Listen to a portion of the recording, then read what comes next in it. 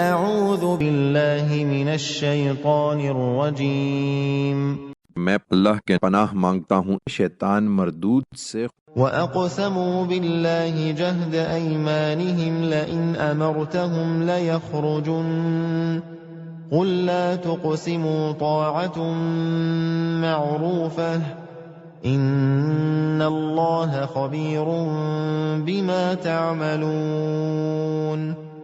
یہ منافقین وہ لوگ ہیں کہ انہوں نے اللہ کی کڑی کڑی قسمیں کھائیں کہ اگر تم انہیں جہاد کا حکم دو گے تو یہ ضرور نکلیں گے۔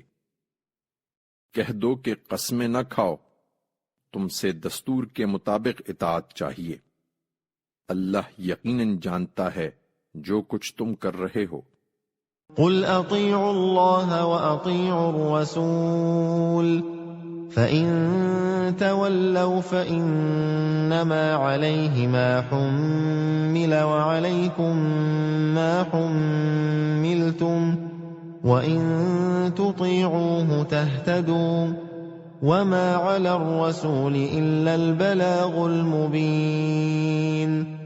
ان سے کہہ دو کہ اللہ کی اطاعت کرو اور اس کے رسول کی اطاعت کرو، لیکن اگر روگردانی کرو گے تو یاد رکھو کہ رسول پر وہی ذمہ داری ہے جو اس پر ڈالی گئی ہے، اور تم پر وہی جو تم پر ڈالی گئی ہے۔